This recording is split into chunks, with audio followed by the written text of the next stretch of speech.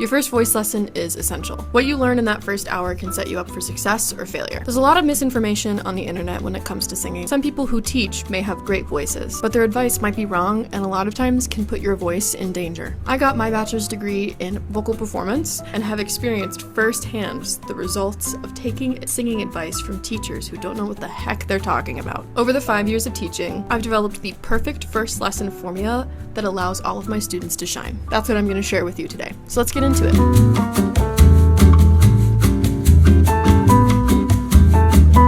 The first thing I talk about is posture. Our posture does encourage good singing, but it is not the make or break of the best voice. If you are a stage performer like me, you'll often end up putting yourself in situations that may hinder your singing. For me, I had to throw a tantrum in French on stage, and that was pretty exhausting. Did it hinder my singing at all? No, actually, in some ways it actually helped. But if you're slouching on a couch trying to sing, it might make it harder. Some stretches I'll do is the YWTL stretch. It's a little less fun than the YMCA, but it feels good. This stretch helps to correct the shoulders from rolling forward and the neck from tightening. Something that hinders our singing more than posture, however, is muscular tension. Sometimes giving yourself some tender love and care by massaging and stretching can help release tension, especially around the head and neck, and actually make it easier to sing. Some of the stretching I'll do is on the mastoid muscle, so it's that big strap muscle that attaches from the base of your ear all the way down to your collarbone. This muscle, like I said, is big and fat, and it holds a lot of tension, so it never hurts to do some stretching or some massaging for this. General stretching may not make a huge difference in how you sing, but it sure as heck will not make it worse. The second thing I cover is breath support. Breath intake should be and feel natural, but the most important thing about it is that it should feel very low. Oftentimes, when asked to take a deep breath, we go like this.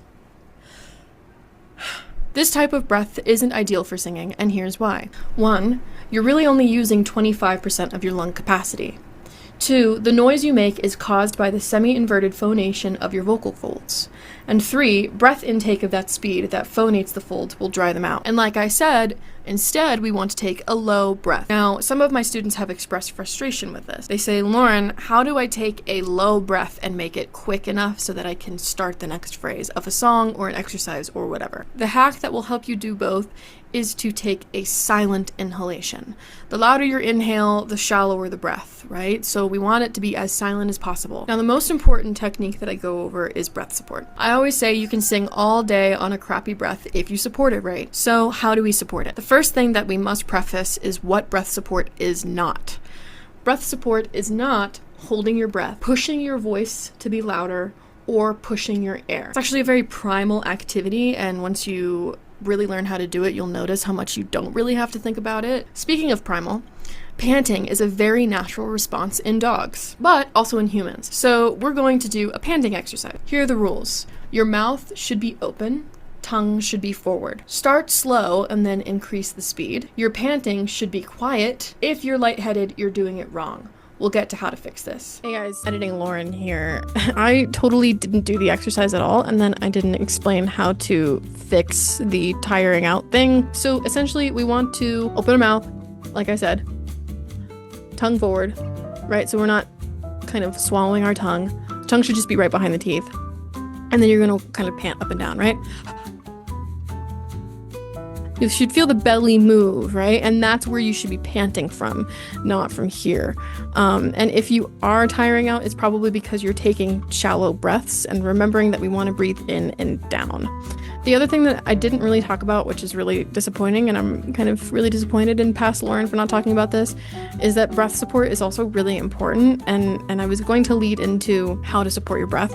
And it should be done as an expansion of the abdominal wall, not an inward flex as if you're like showing us your six-pack. It's the same kind of feeling that you have when you burp. That sort of abdominal movement is the same movement that you need to consistently have in supporting your breath. I hope this explains everything. I might be back later. I'm still editing. Okay, goodbye. Make sure that your belly is moving. If it's your chest, then you're not utilizing your fullest support. The next thing we talk about is phonation. Phonation in relation to breath support is easier than it seems. This simple exercise is the hack to achieve it. Recalling back to our panting exercise, we're going to take that feeling and apply it to a unvoiced laugh, like this. Was the breath low? Did you notice the belly move? Again, the belly should be moving outward. So we're not sucking the abdominal wall inward. Again, like we're not flexing our abs. We are expanding the abdominal wall outward. So like if you were taking a burp, you should be pooping this way as well, but that's how you should poop, okay? The way that you poop should be your abdominal wall expanding outward. That is the feeling, the motion that you should feel when you're doing these staccato-like exercises. Now, let's move into a phonated laugh. Keeping the aspiration at the beginning of the phrase, we'll do this. Ha, ha, ha, ha, ha. Let's try it. Ha, ha, ha, ha, ha. Okay? Ready, and ha, ha, ha, ha, ha. Ha, ha, ha, ha, ha. Ha, ha, ha, ha, ha. Feel the belly move. Ha, ha, ha, ha, ha. Ha, ha, ha, ha, ha. Ha, ha, ha, ha, ha. Ha, ha, ha, ha, ha. Ha, ha, ha, ha, ha. Ha, ha, ha, ha, ha. Ha, ha, ha, ha, ha. Ha, ha, ha, ha, ha.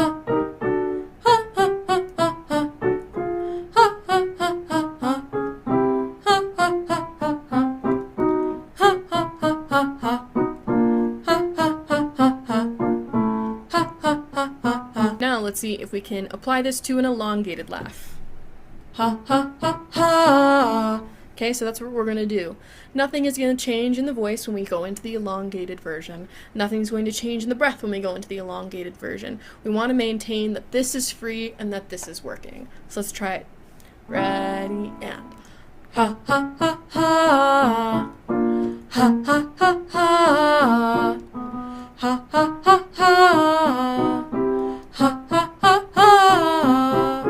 Ha ha ha ha. Ha ha ha ha. Ha ha ha ha.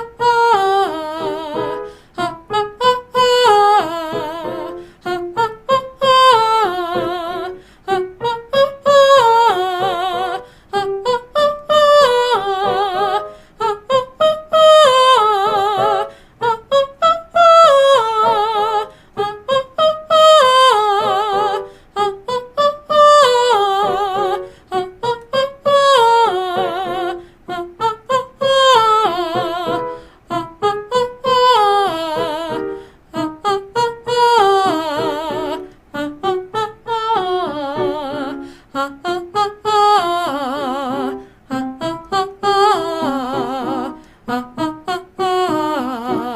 Ha ha Do you feel how much that your belly is activated? If the answer is yes, then that is breath support. If you're not feeling it quite as much, ask yourself, are you aspirating enough at the beginning, or are you going right? We want to make sure that there's a bounce and a separation, ha, ha, ha, instead of ha, ha, ha. But we also want to make sure that we're not starting the pitch with our voice, right? So ha, ha, ha. Go back and do it again if you feel like you're struggling with it. If not, let's move on. The next hardest thing is being able to apply this bouncy breath and this supported breath onto an elongated phrase, especially moving in the upward direction. So we're going to do wee. You want to imagine that your body is supporting one really long laugh. So instead of ha ha ha ha ha, ha, it's kind of a weird visual, but that's how we want to imagine it. So wee.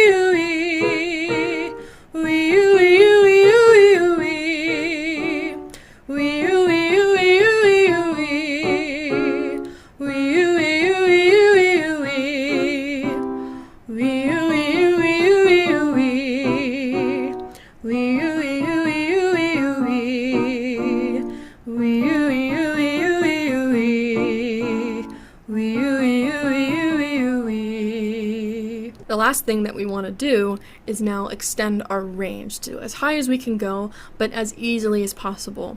If you feel like any point during this exercise your voice is ready to stop or ready to cut off, just stop. Don't force it to sing a pitch it's not ready to sing. So, in the meantime, we want to maintain that elongated laugh, breath support, belly breath support. Okay, so we're going to do ya ya ya ya ya ya ya. Ya ya ya ya ya ya ya. Ya ya ya ya ya ya ya.